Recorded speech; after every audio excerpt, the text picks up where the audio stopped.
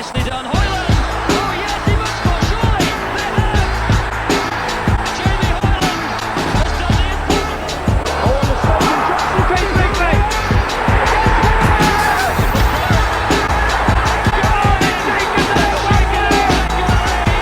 Chris Hussey's got space in front. Hussey inside the box, tries to square it back, an opportunity. It's there for Tom Zorn, and Berry take the lead! One leaves a crowded base from the very beautiful goal there. He's got the right foot. He shot! Oh, what a lovely goal! And To be back still at Gigg Lane the with mighty Rangers.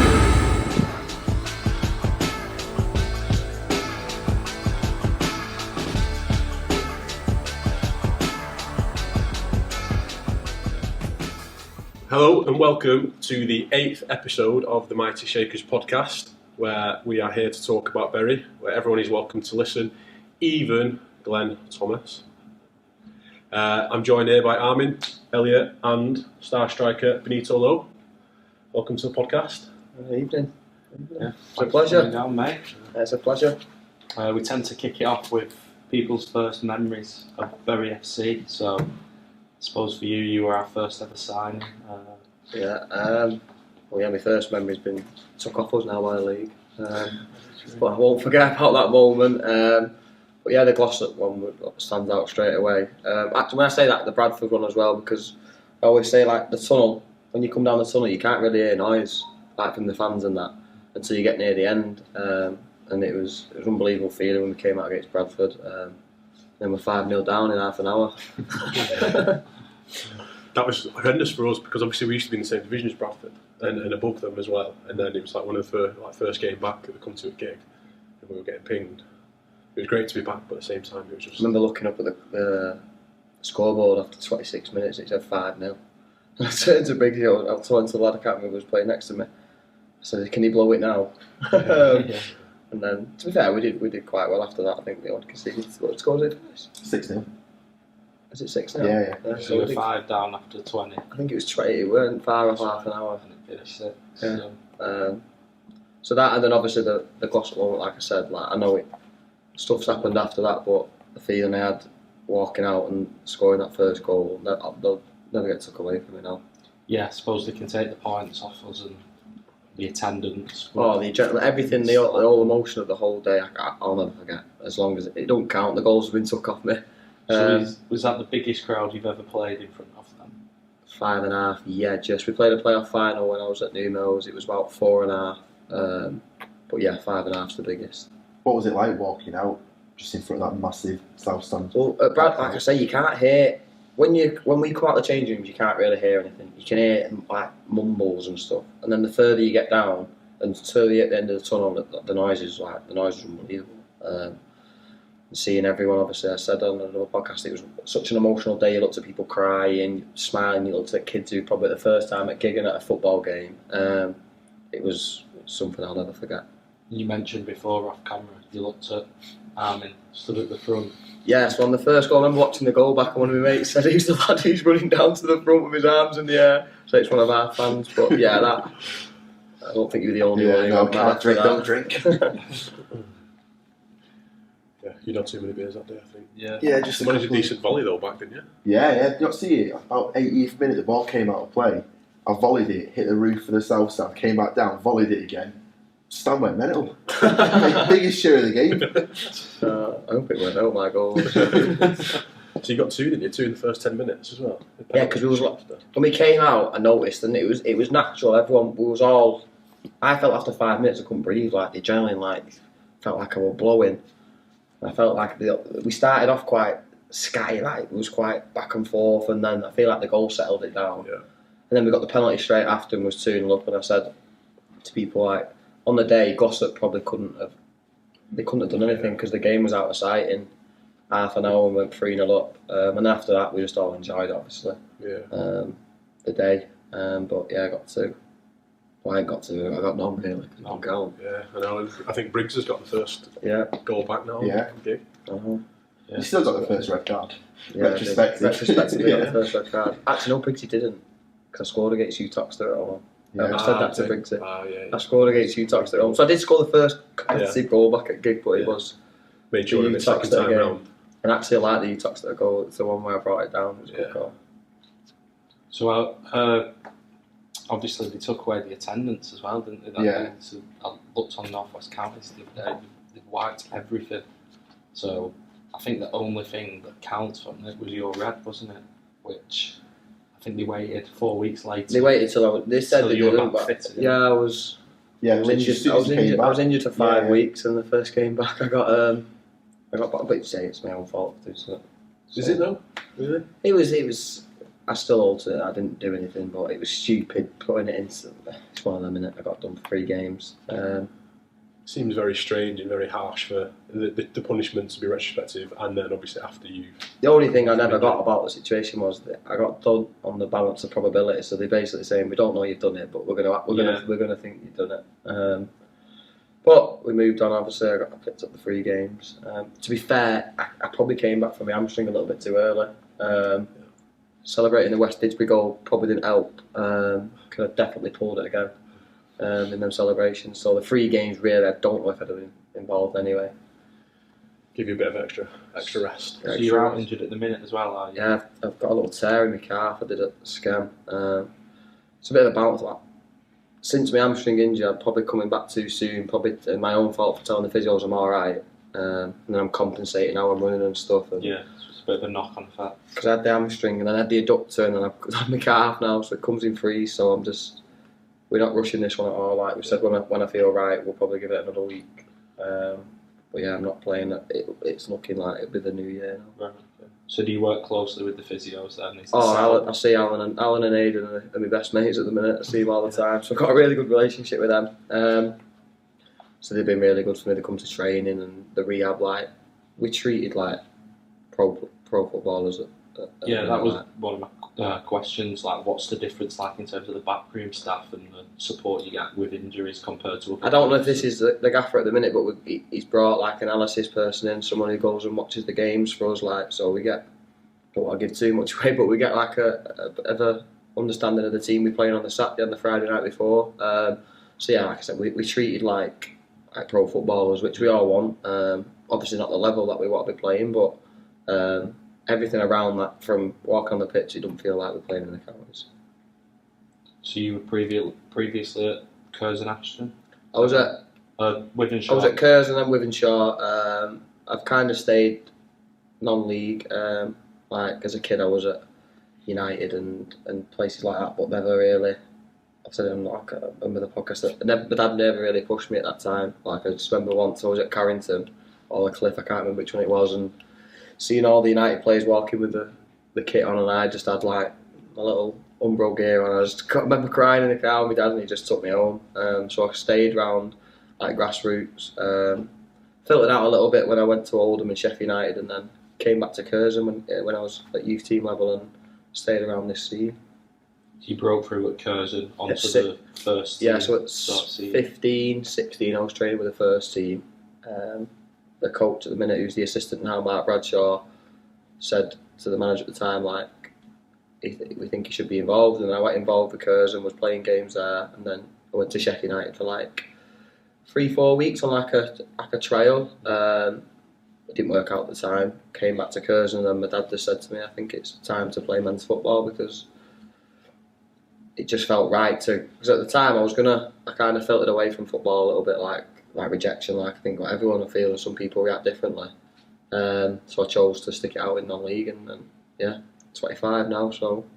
What was that step up like from youth football to men's football, especially non-league? Massive. Like if you're a young lad coming on loan to like a non-league team, it's a fact that they'll be testing the character and everything by coming to this level, and if they get through it and play well, they're destined to do really well.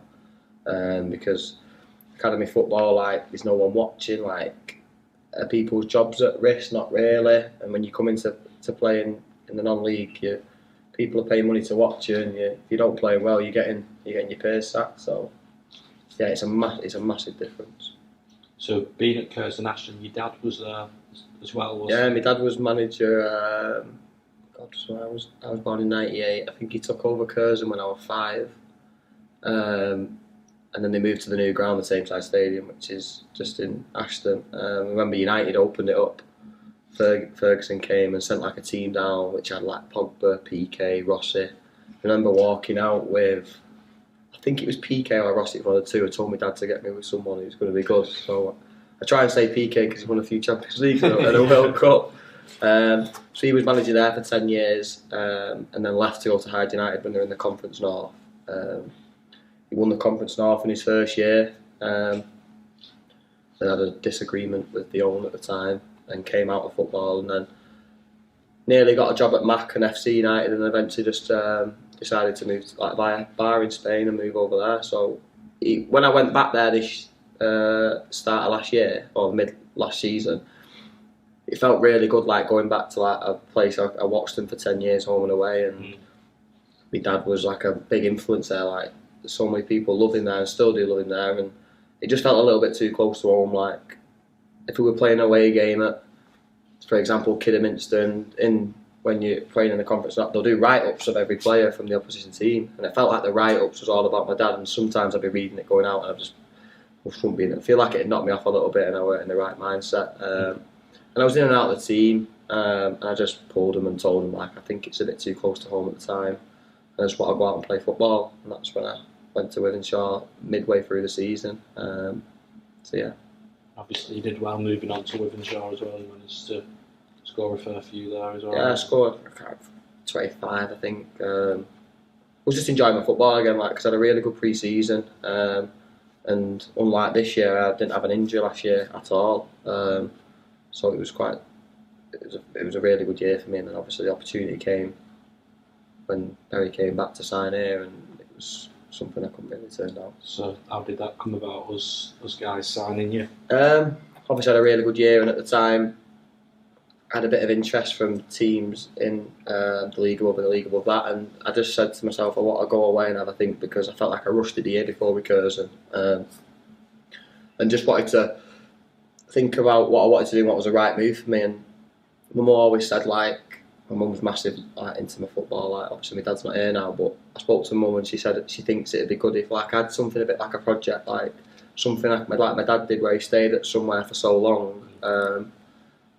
And then obviously at the time the manager was Andy Welsh. He approached me just before going on holiday, and I said I'll have a think about it and let you know. And then I came to Gigg one midweek. He asked me to come down to meet everyone. I remember my mum pulling up at the car park. She was a bit like, the hell, and then we walked out onto the pitch and had a chat, and then went into the boardroom and we just spoke about things. But I knew what decision I was making as soon as I walked out onto Gigg. And yeah, it's been a right one, and one I've been up and down this year with my injuries, but one I don't regret at all. How crucial do you think Gigg Lane was? Because obviously, as you're aware, this is our first season back in AFC. We're playing in Radcliffe. Do you think if the same offer came when they were at Radcliffe and you went to like speak to Welsh, do you think you would be as open as Gigg Lane is across there? I'll be honest, I don't think if they weren't back at Gigg and it weren't Bury FC again, I don't think I would have signed, because I didn't know how uncertain that would have been if it stayed as AFC or what would have come about that. But when they said Bury are back and the official announcement came out, like the merger came through and then they was back here, it was 100%. But I can't say definitely no if I would have if they weren't here, but it probably would have swayed me not doing that. It's interesting, something that we've always wondered, isn't it? Obviously, us dropping down from the Football League, that what pull do we have and how much does it draw people in? And it seems to, especially with the new manager coming in and players dropping in now from like 2 divisions above. Oh, it's a massive factor, and I think if you listen to everyone's interview who signed for Bury, they'll all be along the same lines as what attracts you to the club. It's the fan base, it's the size of the club and the following they've got.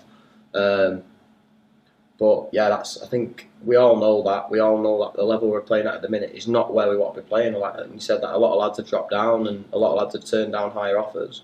But it's our job now to put Bury back into where they belong, and I don't know where that'll be eventually. But in this current time, we want to go up again and then have a go again and then see where it takes us. I think that's how it feels. So you've got lads dropping down or rejecting offers from them divisions above. Not only do we as a fan base and a club want to get to that level, so do you. So it's an opportunity for everyone. Like, yeah. If in 3-4 years' time, a similar group of lads, or it could be the same group of lads, because we've got such a good change room at the minute with players who have played higher and will play higher. we could in 3 years' time be talking about us trying to win the league to go into the Conference North or go into the MPL Premier. Like, it's the name that we've all got. But like we say, at the minute we're not there, and we're not arrogant about that. We know where we are, and we know where we want to be. Yeah, I mean, I think as a fan base, before your time, but the season we ultimately went bust, we'd got promoted to League One, and I think a lot of the fans felt we could probably go on and give League One a good crack. The sort of players we had. So. Yeah, we definitely didn't sort of peak, but that team at the time was absolutely flying, wasn't it? And it only showed with the players who went and the manager who went to Plymouth, and then obviously now they're in the Championship. Yeah. And the core of that squad got we had 5 or 6 that left Bury, went to Plymouth and went back up with them, and then some stayed and went up again. So I think we're probably craving that climb up the tables. Yeah. Obviously, we are, because we're down at the level we're at. And as a fan base, we're used to League 2, League 1 mostly. Yeah. The sooner we can get back up there, the better. Yeah, no. Jepson said that as well. He said that he could see us doing even better in the division above. Once we start playing against those better teams and on better pitches, that the team that we've got now is good enough to be up there and going. And that's like the gaffer says that when he speaks to when you hear the lads about signing it. He said that when he came in. He's not just signing a group now like to win this league. He's signing a group that can go and do well in the league above as well. And they've got they've got a project. They're working on it, and they know where they want to be. It's just a puzzle we just need to get through at the minute and get through this league, which isn't going to be easy, which is proving not to be easy. Yeah. So, what are your thoughts on the season so far, personally and as a team? Well, for me, I've been so up and down with injuries. Like, it probably couldn't have been much worse for me. I started off such on a high, and then tearing my hamstring and coming down on a low, then coming back, and then having another one. And now I feel like I just want to get through this year. I just want to go into the new year with no niggles and start again. And then for us lads, we'll openly say we've not been consistent enough.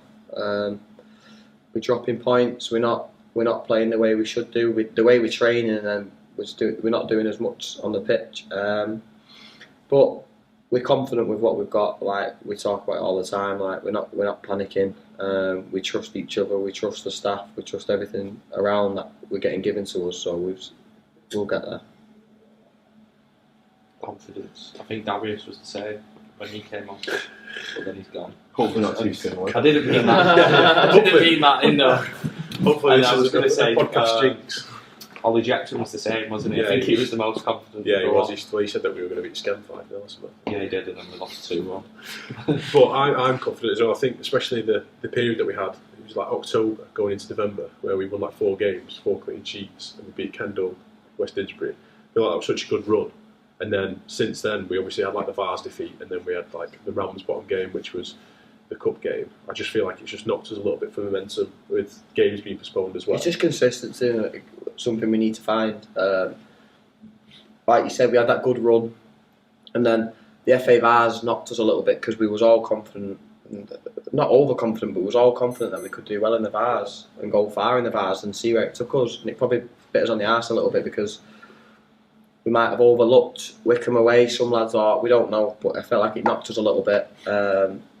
I don't think what helped us as well, we had the games that got called off. Like, was training really well, was getting ready for the games, was looking forward to the games on a Saturday, then it'd get called off and then we'd be in again. And I just feel like it's knocked us a little bit. Obviously, the other day we've been beat 1-0, but I don't know how we've lost the game 1-0. Like, we've all the stats came out the other day, there were over 20 plus shots, and on another day we're 4-0 up at half time and we don't lose the game 1-0, but we did lose it, which is disappointing. So what was the attitude of the players and the manager with the Macron Cup? Was it you were planning on making a good go of it? He said before the game, like, he made a few changes to give people a little bit of a run and get fresh legs in, but he said before the game his aim is to win it, which our aim was to win it. Like, it was only cup we was in now. Obviously coming out of the Vars and then the Macron Cup, we wanted to win it, and we said that before the game, and we said that at the start of the season. It's not planned out like that. Like, all we've got now is the league, which some people might say is a blessing, but we're still utterly disappointed that we've come out of that cup.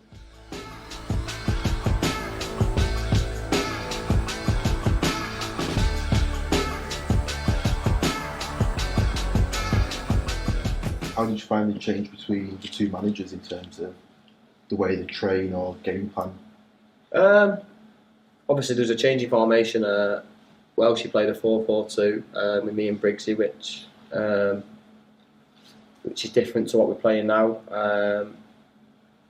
We're all about, we want to keep the ball now as much as we can under Gaffer and Tim, his assistant, and we work on that through the week and how we want to play. So it was a bit of a change that at the time we had, obviously the Gaffer brought his own players in, which everyone knew at the time. Like I've never been involved when a manager's been sacked before, so it was a bit of a weird one.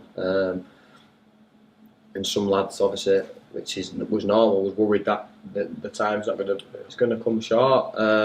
Obviously, the Gaffer, when he first came, he said it'll take 6 to 8 weeks to implement how he wants us to play, and it probably took about 6 to 8 weeks before we could see it happening. I think when we beat Barnolds at 7-0, people thought, "Oh, that's how we'll be playing." I think it was that we played. I honestly think we played better against Charn at first half of the day than we did at Barnolds at first half when we won 7-0.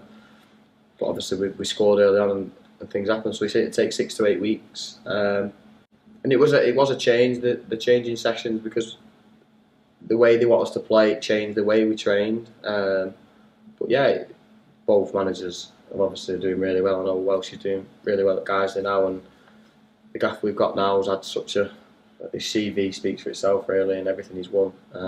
So yeah. I was listening to your podcast back in August when you were saying you were 17 and walking into a change room full of Scousers. Yeah. You feel like that's happened again? Well, you know what? When the Gaffer came in, I was thinking, we're gonna have a load of Scousers in it, and I can openly say now, I never thought I'd fall in love with a load of Scousers, but I have. We've got such a close group now, and we had a close group before, but obviously things changed. People came in, and I fell in love with a load of Scousers, like I said, and I never thought that'd happen. But good group, really good group. We're all mates now. Like sometimes I always say, if you don't have a good change room, you won't do well, and that's why you said about confidence. But I'm confident we do well because we all trust each other in the changing rooms. Yeah, it seems like a good bunch. I think that's been said as well. Gaz Pete said that as well, didn't he? That the squad's become a lot smaller since new managers come in, but it just feels right. It just feels like a tight unit. Yeah, it's like Gaz is a top lad, and obviously from that. That's what everyone says to us, though. Oh, Gaz he's the best. But I bet there's only 4 or 5 of us from Welsh's tenure to what it is now, and yeah, we took the new lads on well. They took us on well, and we've gelled really well. And we had our Christmas night out on Sunday. I can tell you, we do all get along because it was a really good night. What time has he got home? I'd say about 4 or 5 o'clock. Straight into training though, I assume.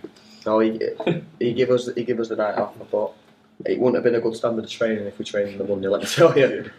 Were there any casualties on the Christmas No, day? there were no casualties. No one got injured. A few headaches. But we've got enough time to recover now because we'll be in Thursday. We'll be in tomorrow now. Any liabilities? Anyone who'd had a few too many? You know what? We didn't have any falling overs. We didn't have any we've got to get him chucked out because there was just because he was too smashed.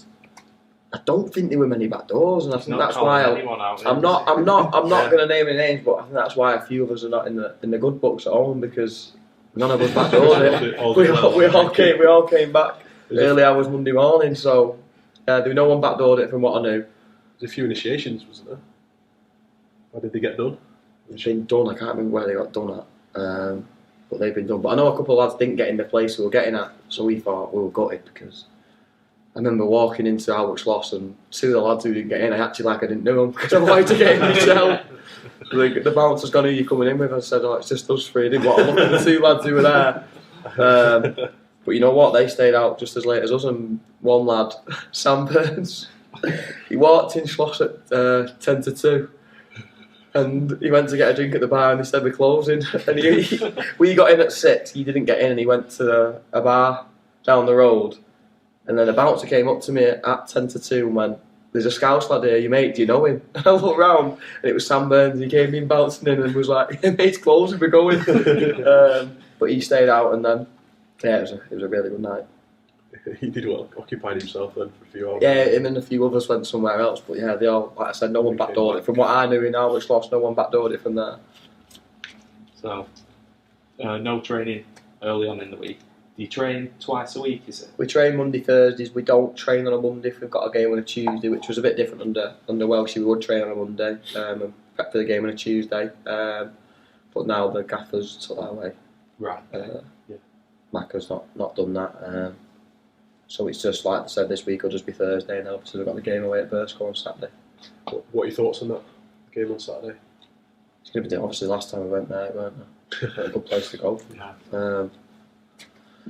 But yeah, we've got like I said, that was disappointing the other day, and we know what we need to do, and we know we've got to go there and win. But as well, we've got to gain a little bit of confidence in ourselves to know that we can play well. And I used the word before, consistency.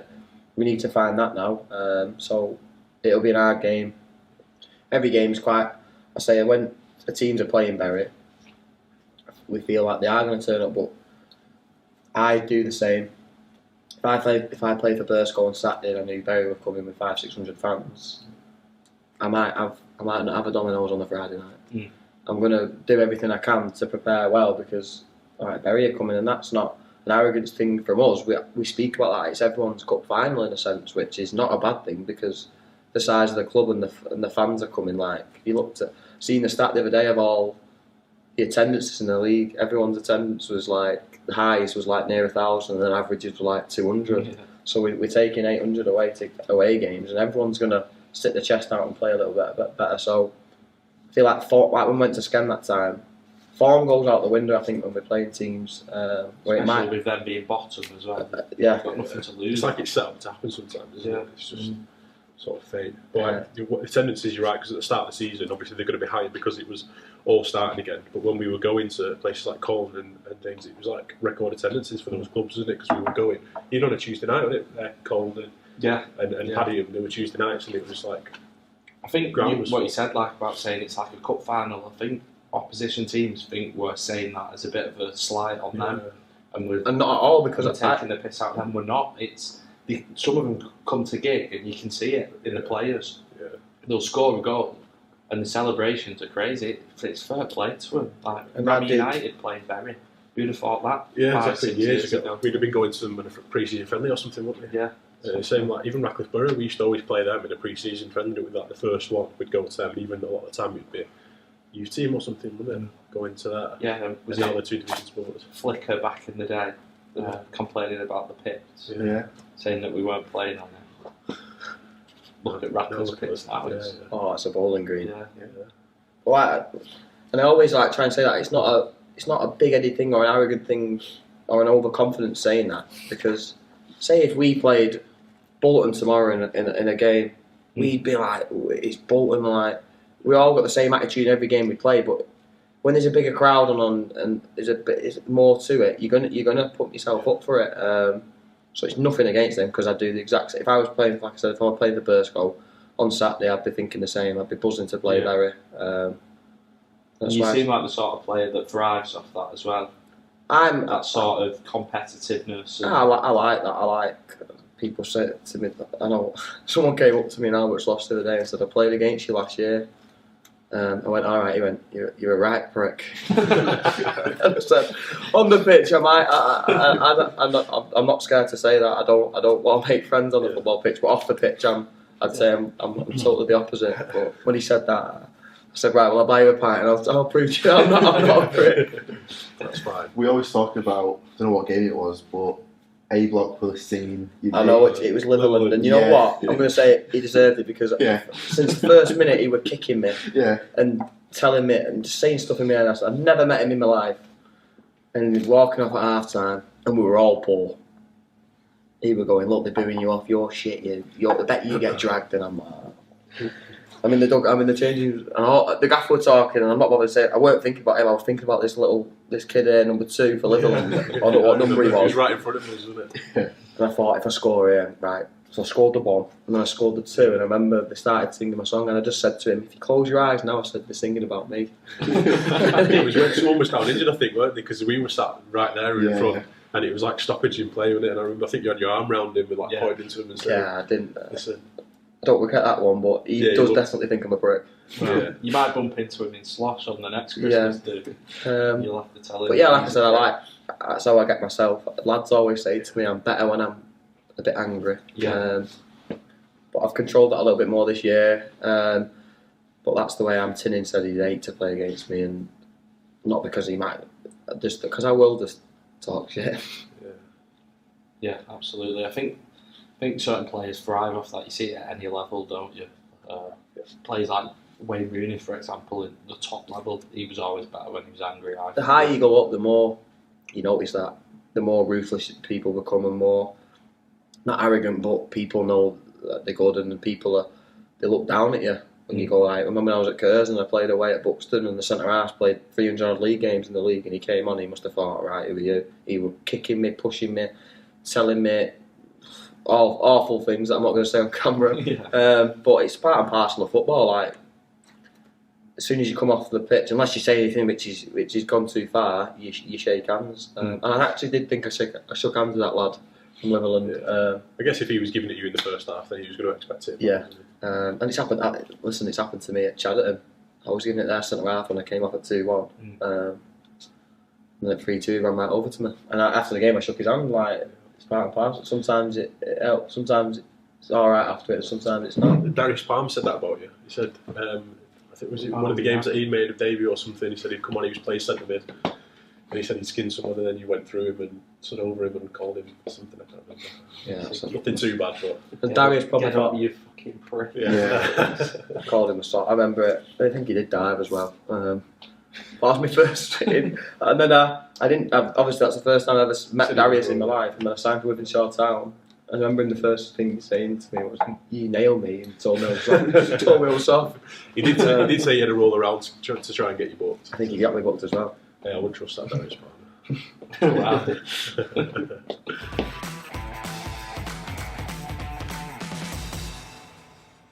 You've played everywhere, haven't you? I've seen you played in net once, centre back. Yeah, I played in net away at West Didsbury. Saved the pen as well, but we scored off a rebound. But I don't tell people that. I just tell them You got that. man of the match, I got, you know what? Their fans clapped me off. But it was a really hot day, and I envy keepers because it was a really hot day, and the balls come through to the keeper. You know when you see keepers come out and they grab it like that and slide, and looks quite poetic. It's a bit wet. It was a dry day, and I've come out and tried and done that. And I remember hitting the floor, rolling over, and I remember having all grass in my gums. And all their fans from West Didsbury were calling me, not awful names, they were just calling me a tosser or something. Yeah, the standards. Yeah, and they clapped me off because I made a save in the second half. I tipped onto the post, and for 30 seconds I thought I could be a keeper. And then the corner came in right after it. I went to catch it. The lad behind me, I missed the cross and he headed it in. Yeah. You say that about a hot day, though. I don't think I want to be a keeper in the middle of winter either. No. You can't do the camera stuff, can you? Like sliding around when No. The funny thing was about that West Didsbury game, we were 2-1 down, and we had a corner last minute, and the manager said, "Go up." Completely forgot I was a keeper. I stayed up. So they broke, and I'm not running back, and they've just gone and scored into an empty net because I forgot that I was a keeper. I played centre half when I was younger, but then they kind of figured out that I don't like defending, and I didn't like heading it at the time. And then I've predominantly played in an attacking midfield role all my life, and I can say that Tim and the gaffer at the minute, that's where they see me playing, because I've only ever played up front for 9 months. We had an injury last year at Withenshaw, so I went up front in a game in the second half and scored, and then on the Saturday they played me there and I scored hat-trick, and then on the Tuesday I scored hat-trick, and then I scored 2 on the Saturday after it, so it's kind of like they couldn't really not play me there. And obviously we played AFC at the time away, and I played really well playing up front. And speaking to one of the lads who was with Welsh, he said that's when we decided that if next year we'd like to sign you. Obviously it all came to Bury and I came here. But yeah, it's never a position I've played up front. Like I said, if I had to say my favourite one is probably like in midfield or just behind the front man or coming off one of the sides. So yeah, an attacking midfield role. So is that where the gaffer sees you being now then? I'll open on a say. We played a game against Squires Gate at home, and I watched the game back, and I was I was dropping really deep, and it probably killed us at the time because we had so many chances that game and in good areas of crossing the ball. And where a number 9 should be, I wasn't there. And I was getting on it in the areas and picking it up in the pockets and passing it. And I just spoke to Tim, the assistant, after it, and he just said, I made a pass in the first half, and he turned round to the gaffer and just said, Benny's not a striker. And then he rang me the day after. So I tore my adductor in that game, or pulled my adductor. And he was just asking how I was, and then he just asked a little bit more about where I've been playing, and he said he never thought I played up front. So yeah, that's where obviously I can play as a 9. I've played there for 9 months now, and I feel like I've done well there. But if I had to pick one, it's probably not playing there because I like to get on the ball and I like to touch it. I think Bury fans in general would probably, if you'd have asked 99% of them, they'd have said you were a 9. Yeah. So it's quite interesting to hear that, really. But that's where you see yourself and the manager does. So. Yeah. Especially now because the team formation and the shape sort of change in that way to have somebody in that position, whereas previously it was 4-4-2. Yeah, and obviously, I remember like my mates will send me like when we signed Deck from Earlham, like we signed a front man. I was like, we needed a front man. Like his goal scoring records, like something like that. It's ridiculous. Before he came to us, was it 33 in 27 games? And that's ridiculous. And then 3 hat-tricks, I think, in September. And we needed that, and that's what goals win your leagues. And it's something we need. And the way we don't play really with out and out wingers. We play, like we say, we want to keep the ball. And listen, when I'm back fit, I'll know more when I'm back training. But like I said, I'll happy to play anywhere, and wherever they think I'm best playing, I'll play that. And you can see that working with Declan as well, because Longridge last Wednesday, there was a lot where he was winning it and just looking to give it off to someone, and then if you're there, I think that you get a really good partnership going. Yeah, well, I say hopefully when I'm back fit, and hopefully I can break back into the team, and we start winning football matches, and at the end of it, the goal that we all set out that we do. But obviously signing Deck was massive for us because we needed someone who could score goals. Yeah, I think you could, like you said, you could see straight away he is an out and out striker. And that's something I will openly say I'm not an out and out number 9 because I've not got the instinct. Like the header he scored the other day, I wouldn't have scored that. And I look back, and when Tim said that to me, I went back and looked back at all my goals that I've scored like this year, and I think only 2 or 3 of them have been in like the 6-yard box where a striker should be scoring 10-15 of his goals.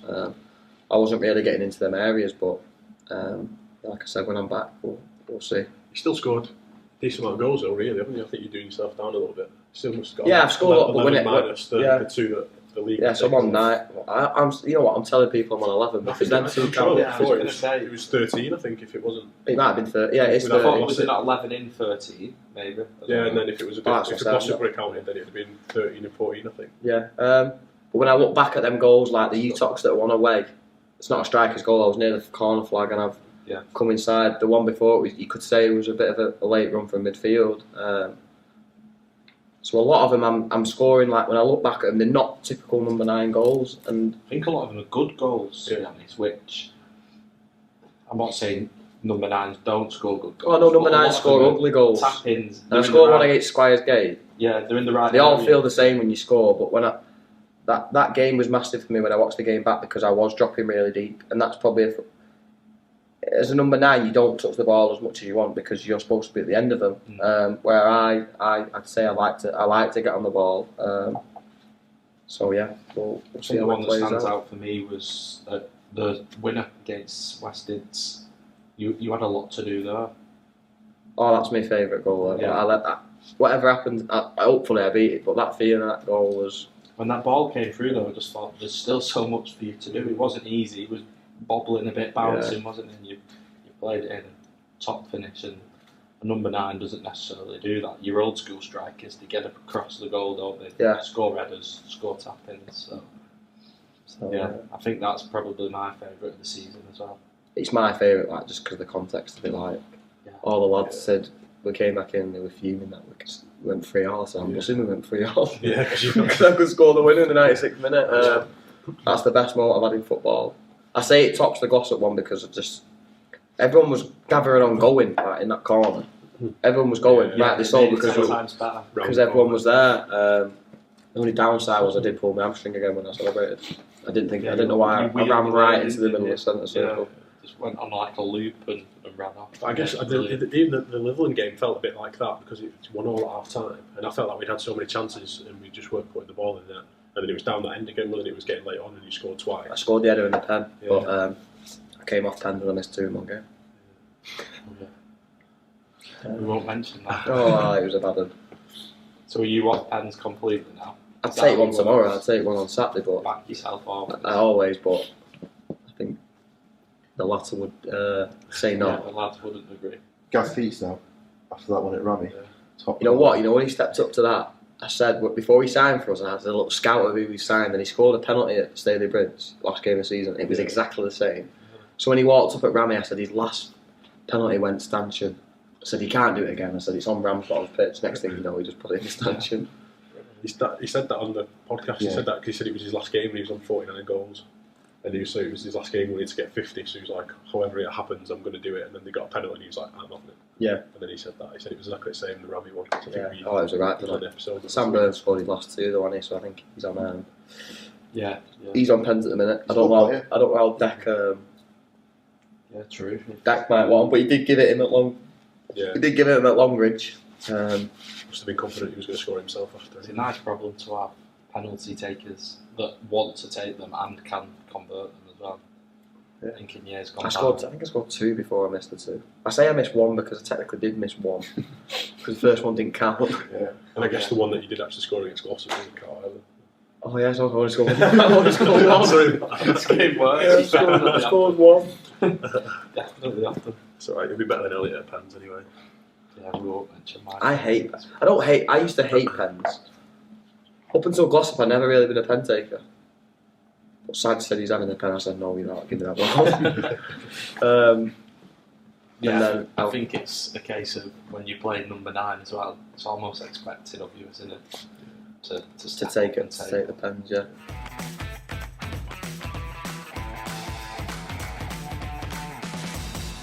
Obviously, going back to yourself before Berry, I feel like your dad's had quite a big legacy in non-league. Yeah. Is that something that inspired you? Yeah, my dad was like, you know, like when people say they've got agents and that, like, I'll never have an agent unless I get to a level where I need one. My dad was that. I went and watched him from the age of 4 home and away, to watching him win the league at Hyde, and then him watching me all the time and being such a big influence on me in football. I wouldn't have been playing football if it weren't for my dad. And my dad played at a very good level. You guys at the back might remember him. Malcolm Allison signed my dad for Crystal Palace, and then signed him to take him to City. And every person I speak to round my area will say like how good your dad was at football. He didn't, and he always used to have these worries about me, that he weren't strong enough mentally. Like he suffered a little bit of anxiety and stuff, and I don't know if it would have been known as anxiety back there, but he struggled. He didn't have a strong mind back then, and ended up just playing for Hereford and then playing in non-league. But he was massive and always on my case. Like I said, he was my biggest critic. Like he'd have picked things out of the Glossop game that I didn't do well. Getting injured, he'd say you're not preparing right, and he'd tell me what I can be doing better or what I should be doing better. And then before he passed away in October 2020, after he passed away, I think for like a month before that, I was kind of whittling out in football a little bit. COVID came about, and I was at New Mills at the time. Nothing against New Mills at the time. I wanted to be playing high, and I got told I should be playing higher. And then when he passed away, it just kind of like gave me the kick up the arse that I needed. Like I said, it was the worst moment. I wouldn't wish it on anyone. What we went through, like when it first happened, and what we still go through now. Like I know, like I have such high moments. Like say the Glossop game, I was on such a high moment, and then I'd have like a little bit of a dip because I'd think, oh well, my dad. I remember looking up at my mum in the stands, and I'd think, oh, my dad should be there. And then you have to kind of like balance it out because I can't think like that. Because if I think like that, I won't succeed in things I do. But he was a massive part in my football, in my journey, and he continues to be a massive part in it. yeah, it's good that you mentioned that in terms of the mental aspect of it. I think sometimes as a fan base, we're stuck in thinking you're professional footballers and we go on social media, and I'm just as guilty as anyone. There's people talking shit about players, and at the end of the day, you normal lads. How's that aspect of it? Because as much as it's brilliant playing in front of 4,000. I know, like lads have. I'm lucky at the minute. I'm not saying I've not played bad, but the games I've played well and I've scored, and obviously I've been injured. If I weren't injured, I probably would have had bad games where reaction could have come. It depends on how you deal with it. Some people might not look. I think deep down, I think everyone will have a look. But it's part and parcel of football. Like, I think if we was playing in front of 150, it wouldn't happen and people wouldn't look. But we're not. We made the decision to sign for Berry, and coming with Berry comes with. You've got not got to play well, but we've got to go out. Yeah, expectations on us. And if we're not living up to that expectation that game, it's people's opinions, and we'll give our opinions on. One of the lads might give his opinion on a Premier League football not playing well. He supports that team. You support Berry. The fans support Berry, and they've got an expectation, and they're entitled to it. Mm.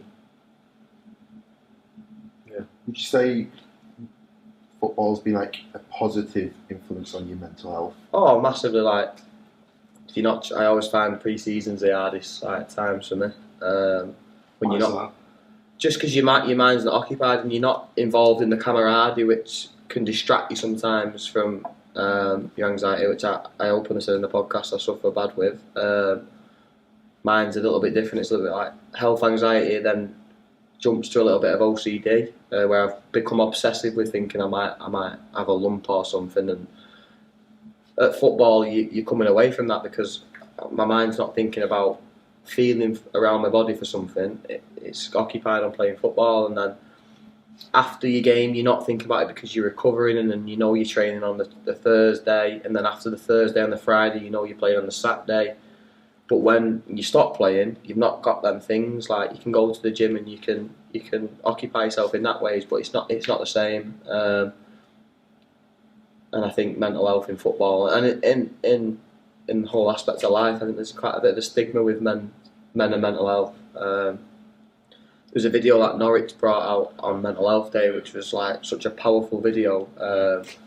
And when I watched it, I got upset because it's not the people you expect, and at times you might notice someone not being themselves, but at times it's not the people you expect. Like, it could be the loudest man in the room who you would never think is going to go home and have his problems. And I think that's why it's best about speaking out and involved in football. Like, I went for a meeting like at the start of the season with the league and stuff, and they said they're like the proud sponsor of mental health, and I think there's not enough. And it's something like next year, I don't know if I want to try and get the message out where someone's coming in and having a chat with players, because people who might not know what anxiety is. Before my dad passed away, I used to be that person in school who'd be like, oh, they're saying they've got anxiety, but it's a bit of attention seeking, and that's naive of me at the time. But I've noticed, like, since my dad passed away, it's a real thing, and people do suffer with it. And I just think, there's a bit of a stigma with men as well, but especially in sport. I think if people went round to clubs and spoke about it, and then there was a pathway to try and help that and help people out, I think the game would become so much better. So is there not much of that at the minute? There is much of that now, but I just don't think it. I don't think non-league. I don't think there is at the minute, and I don't think there is because the amount of people who take their own lives in football, and people we won't know because it won't be published. But it's massive, and I think speaking out and telling someone, like, even if it's a council, even if it's someone coming in and you find out through one of your teammates, like I speak to, like, that's why I say I love the Scouse lads. I've got quite close with a couple of the Scouse lads that we're on a level where we're telling each other about each other's backgrounds, and one of them noticed I wasn't right. You know what I say Gaz Pete noticed that he's not a Scouse, but Gaz Pete noticed that one training session I just worked myself, and he texted me after the training and rang me, like. And I just think people pick up on these things, and if you speak more, I don't say necessarily people coming to your club and speaking about it. I think if you speak among your peers about it, it's helped me massively because people are aware of it. and I'd love to know that. And I know there is like other people who struggle. When you know that, you become more closer as well. Like I've become so close with certain people, as in Gaz Pete, where I speak to him more than I speak to my mum at the minute. I just think it takes it far. When you're 0-0 in a game and you see Gaz Pete struggling because he might have tired legs because he's just come from work on a Tuesday, you rally round to try and get people through that because you know a little bit more about them. But like I said, like next year I don't know what that is, but I think in football it should be more of it's being made aware of, and it probably is, but I'm just not noticing it. Especially in those lower leagues, there's probably none of it. Whereas in the professional game, they've got funding and clubs will probably pay for things like that. Well, that's what I was going to say. I think you're right in what you say. It's not necessarily something for the league to do. It's something that the club could look at. You've got Benito saying it now. He's one of the players. What's to stop the board seeing if they can get somebody in to speak to the lads, even do something with the fans to bring that awareness around. We don't necessarily need to wait for the league to tell us. Yeah, definitely. And like I said, it's something I want to be the person to say, but I think it's a question that needs to be asked around everywhere. Like, is it talked about enough? And how we can not better people, but help people out, because that's the word help. And no, it's not a word that you want to use. And I say that's why there's a stigma in men, because it's not a word you want to say as a man. I'm a bit of a jack the lad. To say to someone you need help might just dent your pride a little bit and your ego, but I did it, and like I said, it's helped me massively in football, and everything about football helps me massively. Yeah, I think it's a good thing to talk about, and like I said, something definitely for the club to look at potentially. I suppose a podcast like this, bringing awareness for it, might hopefully do something like that. You enjoying your time at Bury anyway, on a brighter note? Oh, I love it. I go into the games, like, I know I'm injured at the minute. I want to go to every game. Just seeing the fans, and it's a little bit different about non-league that you probably didn't have when you was in the league. We interact so much more with the fans. I think that's just non-league in general. You interact with the fans because there's not hundreds and hundreds of stewards stopping you from going up. It's non-league. There's not that to stop us. So forming a relationship with the fans, and like I said, like it was easy to do that after you've seen the emotion at the first game and you've seen the emotion through the whole season. Taking our time out to people who've not watched football in the town for 4 years, it doesn't cost us anything. Like I said, I love every minute of being there. Especially like the kids who are coming now. Obviously, at the start of the season, there's like the open training session, and kids came down and got season tickets and things like that. Some of those kids will literally not know the difference between you and somebody who's playing in the league as well. Like they'll literally look at you like the heroes. I said that's the word I use. Like after the West Didsbury game, there was like a 5-6-year-olds outside. I'm not a Premier League footballer, but they support Bury, and they'll think Bury are the best thing in the world, and I've scored the winner that day, and they're thinking I'm the best person. Like I seen a kid the other week, like was generally shocked to see me. Like it was a mascot, and he looked up at me, and I'm like, I'm just a normal person. But to that little lad, I wasn't a normal person. Probably just as nice for you as it is for me. And like I said, when you're living like that's what it feels like to be a pro. Yeah. And we live in a football life at the minute, which is like as a pro would, because of the following and the fans. But yeah, like I said, I've not regretted the move, but for half a second since signing. Some of the lads spotted you in Rev de Cuba on Saturday night. Yeah, they did. I don't know how much I remember it, but I just remember walking out and hearing my name, and I just remember like going in a picture like that. Yeah, we got a picture of it, didn't we? It must have been dark because the girl took no flash on it, so it was definitely a dark photo. Sat the answer. Yeah, you're getting packed all the time. Oh yeah, I remember it was the Utoxeter game. I tell this story a lot. I was come off the motorway at Bury, in not the town centre, but like where all the shops are, just coming off the roundabout. And I'm just there, like, I just checked my phone for 1 minute. Next thing you know, I'm like, on the car window. Up to my left, I put my window down. This guy went, Benito, scoring hat-trick today. Yeah. Cars are beeping, he just got out of his van in the middle of Bury. So yeah, it was mad, and like, you enjoy it. Like, if I was playing anywhere else in this league, I wouldn't have that. And even the league above that, the following's unbelievable. And yeah, I love it. What about the opposition fans? What about the Withenshaw Town fan who called you a melon? We're very nice, that was it. But like the person I just thought I'd post it on a. You know what? Through that game, there was a corner in the first half, and I spotted him straight away giving me dog's abuse. And I don't know why. Well, I do know why because I signed for Berry, but yeah, it didn't end well. It didn't end well for him that video because when I posted it on Twitter. He probably would have watched that and thought, why the fuck have I said that? And then everyone was giving him abuse, weren't they, as well, winding him up. It's all part of football. Yeah. We were a massive fan of that tweet did, where it was saying biggest club in non-league, Oldham, and you were like, no, this is the picture of the South Stand. Well, one of my favourite photos, that's the West Didsbury game, that. And I say that because of obviously what Bury fans have been through for the last 4 years, and from now to come out in such numbers. Still now, I'm biased because I play for him, but they're the best fans I know. Apart from Arsenal, because I'm an Arsenal fan. Yeah, we've not mentioned. They're second to Arsenal. Seen a few tweets. You could have 2 league titles at the end of the season. Hopefully. Yeah. Which one would you prefer? Not just counties. I'd take the counties now if it meant Arsenal got relegated. I just don't know about relegated. Yeah, but I'd definitely take us winning the league. Are you confident on that? I'm confident with the group of lads we've got, yeah, and I don't want to say that with arrogance, but yeah, I am confident we will do that. But we'll find out at the end of the year. Yeah, I think that Withenshaw game is going to be a big one.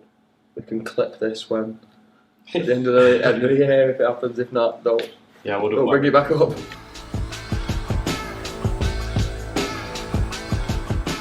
Ollie Jepson came on and said we'd smash. It was 7-0, he said. 7-0. Yeah, And we 7-0. We lost 2-1. So He was like, as soon as that first goal goes in, it's just going to be goals. He was suspended as well, so I blame him. Yeah. I was trying to play it down on the podcast. I said to him, like, obviously bottom of the league, but they're not always the easy ones. It can be quite difficult. I know, I could tell Jepson would have just gone at him. And I went, what do you think? What are your thoughts? He went, we'll smash him. 7-0. Yeah. Jep always I don't want to say the word. He's not as educated as everyone else. He's going to kill me for saying this, and I'm sorry, Oliver, but he got cramp in his quad at Kendal and pointed to his calf. So he says some comments which we all have to bring up because some of the comments he makes are. We always say you're definitely from Stoke. Ollie.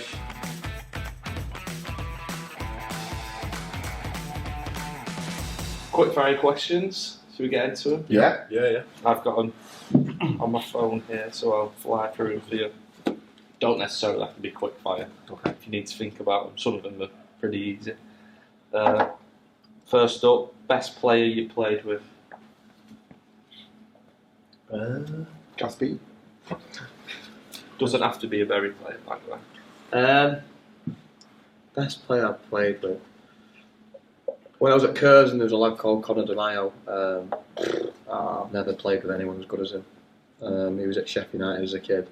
But then I heard about when I was at Sheffield United. Obviously, I trained with. I think David Brooks was there and Aaron Ramsdale was there at the time.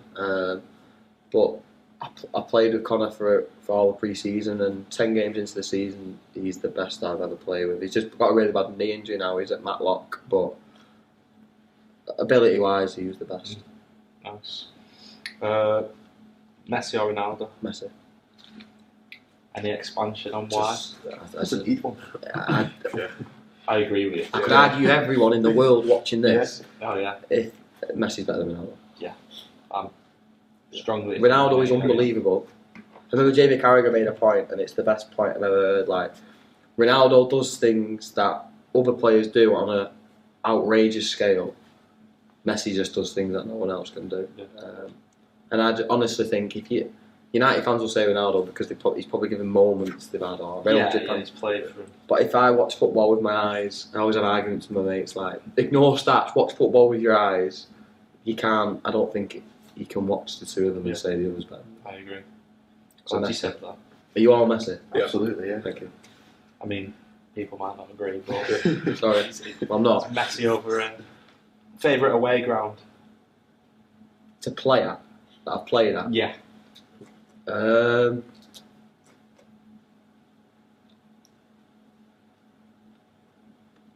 going to say Isle of Man. Right. Because I played there in the playoff final, we got beat, but it's the only place where your away day is, you've got a night out and a stay over, so you've got a little holiday. You looking forward to it this year? Well, next year. We're all talking now in the group chat, like. I think if you like it anyway, come February, you'll love it. With 1,000 Bury fans. That's exactly like, and we will bump into 980 of you because of how small the place is. I'm not looking for. I'm a bit of a bad flyer, me. Going over there in February is not looking for because you'd fit 2 of the planes in this room. Oh yeah, they're not big. Tiny, Not yeah, big. yeah. And Jeppo's really worried. He's contemplating getting on a ferry, and I've told him getting on a ferry in February That's will even probably worse. just be That's as what we're worse. doing, 2 in the morning. So he said he might get an easy jet over the week before and have an holiday. That's the only thing I'm not looking forward to, but Isle of Man's been my favourite away day. I suppose he's from Stoke, so it'll be pretty nice for him in the island. A week away in the sun. So Isle of Man is my favourite away day. I played at like nice grounds when I was at Kidderminster and places like that, but yeah, it's Isle of Man. Leads on to the next question. Worst away ground. Lower Any expansion on that, or does it speak for itself? Can we just put a picture here on the podcast of Lower Brett? Nothing against Lower Breck. I've been there on a Thursday night when I played there last year, and I rushed back from work, which probably didn't help. And then the whole warm-up smelling cannabis probably didn't help as well, because it was like a couple. I think we went 2-0. I went 3-0 down after 15 minutes. I was still adamant. I said to the lads that didn't help that in the warm-up. Too chilled out. I've never been there and won either. We got beat obviously when I was injured, but yeah, Lower Breck. Nothing against Lower Breck. It's a lovely place, but I just didn't like that way. If you could have one dish for the rest of your life, what would it be? Pasta. Only because my grandma, I'm half Italian, so my grandma would strangle me if I didn't say that. She probably won't watch, but I think it's pasta anyway. Right, fair enough. Go to karaoke song / initiation song. We'll hold you to that Isle of Man as well. Yeah, I'll sing it loud and proud. I like Juicy by Biggie. I feel like I can rap that quite well. Feel like you can, or can. I can actually. I've practiced in my car plenty of times. Ready for it. Yeah, going old school. I like Englishman in New York by Sting. I can sing that very well. I'm not saying I think I sing it very well. Or Mr. Bojangles, these 3 there. He's naming them all now. Yeah. I'll sing all 3 now. Doing a full set now. Next one, worst dressed in the club. And you've got to I'm going to ask you. Why. I'm going to ask you who you think it is. To be fair, I saw Gaz Pete in a full tracksuit out in Whitefield on Saturday night. You know what? I feel bad saying this, I'm but going to go. it's definitely Jeppo. Is it? It's definitely Jeppo. And not that. Well, Nick Doyle killed him about his trainers one week. Like, just absolutely battered him about What his did he call trainers. you? He just had a pair of trainers on that Nike ones that weren't white, and they just weren't. One lace was tied, one lace was tucked, weren't tucked in. And the week later at Ramsbottom away, Charlie weren't there; he was away. And Jeppo walked from Rammy's pitch with a pair of what were white but were now Magnolia Reebok Classics. And all of us was like, Jeppo, what are they? And we all took a video and said to Doyle, guess who? And he just put Jeppo. You know what he did? He had his Christmas do on Friday. He looked quite nice on Friday. And he had a bit on Saturday, but I'm just saying Jeppo because of his trainer selection at the start of the season. Fair enough. Best dressed. Can't be yourself. Say Doyle. Doyle's got it. Doyle. Yeah, Yeah. Doyle. Apart from me, Doyle. Harry Wright's got bad gear as well, actually. I'm going to go back to that. He wore a pair of Timberland working boots to the night out the other night, and everyone said, have you got work in the morning?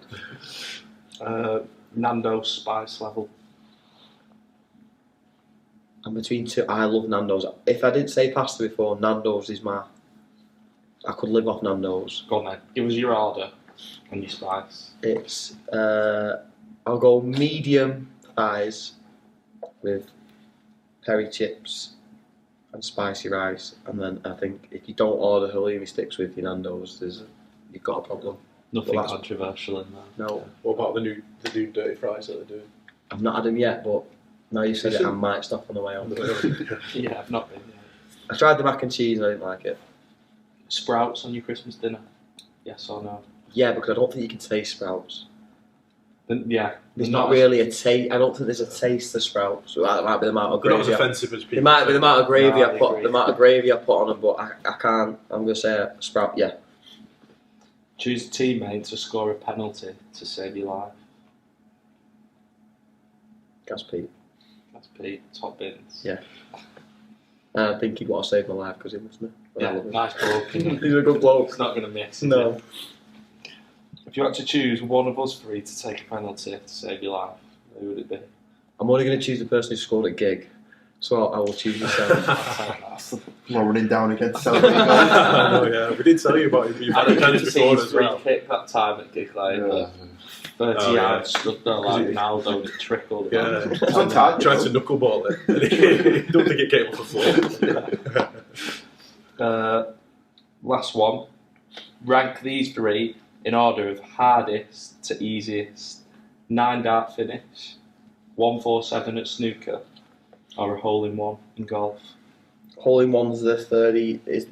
I'd say is that Easiest. easiest out of the three. It's not easy. I play golf. It's not easy.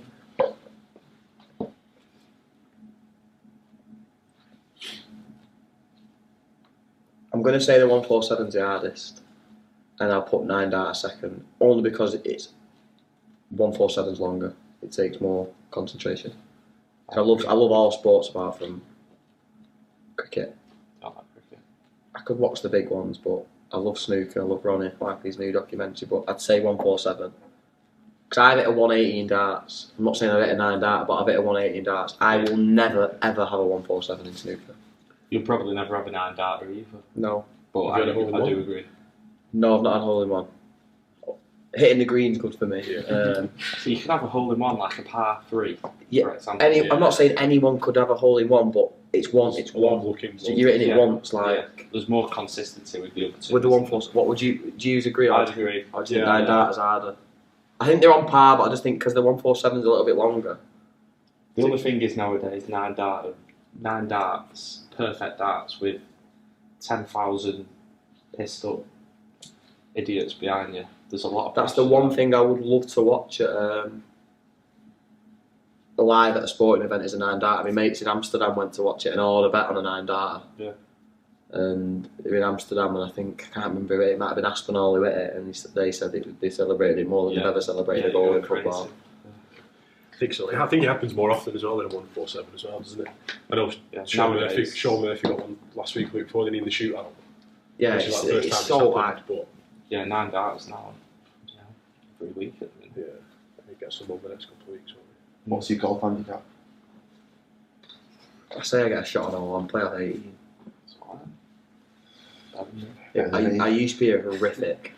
Over summer, I played so much. I've not played since I pulled my adductor. I said to myself I won't play till the new year. I don't really play in winter. Fair weather golfer. I'm a nice. I like wearing shorts and a polo, not a snood and a hat.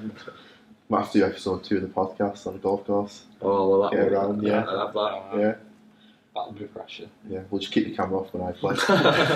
I don't play golf, so I'm just kind of. I can't even go on the days. We could all be on the Yeah, days. yeah. Moving on. Shake a shout out.